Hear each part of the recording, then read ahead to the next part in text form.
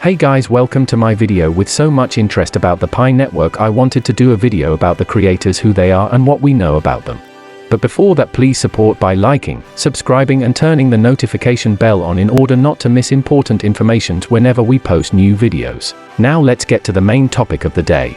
So far I did a lot of digging for this video, so I think a lot of you guys are going to find this pretty interesting, but for anybody who don't really know what the Pi network is, here's my best explanation. You can say that the Pi network is a decentralized cryptocurrency platform that is pretty much a more practical version of Bitcoin, and you can think of Pi as being a version of Bitcoin, but that's been reimagined for everyday people. It was invented by a couple of Stanford graduates, and I'll talk a little bit more about that later, but the coolest part about this project is that you can mine Pi from your phone and it doesn't cost you anything, and it takes about 10 seconds each day, or if you really want to factor it, about an hour each year. This makes a cryptocurrency super accessible to the average person, and it's really one of my favorite things about this project. Right now I believe that there's about 13 million people on this platform, and the coin is scheduled to be released in Q4 of 2021. This can be anytime from October, November to December, and I think by that time a lot of questions about the network will be addressed. If this sounds interesting to you guys, make sure to use invitation code Kokkalis, and don't forget that this project doesn't take any time, effort or money from you, and there hasn't been any cases of your data being stolen. And with that being said, let's talk about the topic of this video, which is who are the creators of the Pi network, what do we know about them, and can we trust them?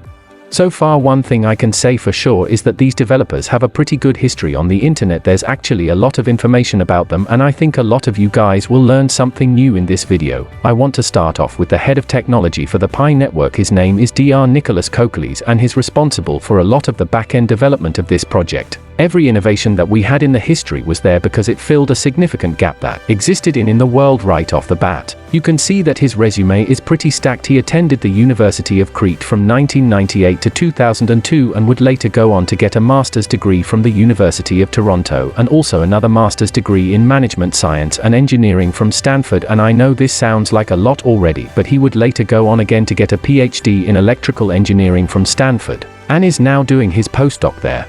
Now his academic accolades sound pretty impressive, but how do we know that this is true? Nowadays anybody on the internet can lie about who they really are, and I think one of the things I love about the Pi network is that there's a lot of evidence on the internet proving these things to be true. You can see his academic profile on Stanford.com, and it's going to list exactly what I told you guys so far. But if you're somebody who needs more proof, we can actually take a look at some of the classes that he teaches, and let's take a look at CS359B. This is a blockchain application design class that he leads, and the goal of this class is really to teach you how to design your own blockchain application. I think this is pretty good news for anybody who's skeptical of the project, because this at least shows that he has the skills or ability to really create an application on the blockchain, and it looks like he also has the credentials here to build, let's say, a real cryptocurrency. If you want to take a look at some of his classes, there's actually a clip of his student's final presentation here. One thing you can take away so far is that Nicholas appears to be who he says he is. So far this sounds like a lot of information about him already, but there's a lot more actually online, and I really do think that this is going to give you guys a better picture of who he really is. You see, even before the Pi network he was involved in a lot of other projects as well. He was the founder of Game YOLO, which created casual flash games for social media networks. Flash games used to be really popular back when I was in middle school. I hope you guys remember Ken Cannon, because that was one of my favorite games back then, and here's a couple clips of games that he produced back in 2009, and this included racing games, puzzle games, and even adventure games.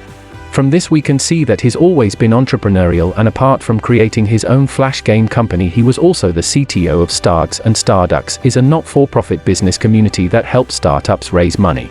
He might be familiar with some of the projects that came out of Starducks, including Limebike, which is a really popular scooter platform around cities in the US.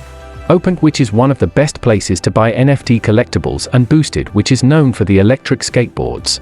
One of the coolest things about this project is that it's now valued at around $26 billion, with almost 600 startups created, and it's really incredible that Dr. Nicholas Kokkalis had a hand in this project. I think this gives a lot of credibility to him as a person, and this leads me to one of his newest projects, which is the Pi network. When we take a look at his academic research, we can see that he focused on a lot of crowdsourcing and also collective social capital, and another way you can say this is that he wanted to leverage a large group of people to make the world better. And from some of these research he was able to meet Dr. Fan, who would later form the Pi network with Dr. Kokkalis, and just like Dr. Kokkalis, Dr. Fan also has a PhD from Stanford University. She holds a PhD in computational anthropology. This is actually the first time that I've ever heard this term, but it's basically the science of how human behavior patterns change in time and space. I'm guessing she builds a lot of computational models on how a group will behave, and this applies a lot to the Pi network because they are basically trying to get people to buy, exchange and use Pi coins, and how we use these coins will ultimately decide on the price and whether or not this whole project will succeed. She plays a pretty big role in expanding the Pi network both in Asia and also in America, and before the Pi network she also founded her own business. She worked as a CEO of Married Hub back in 2017.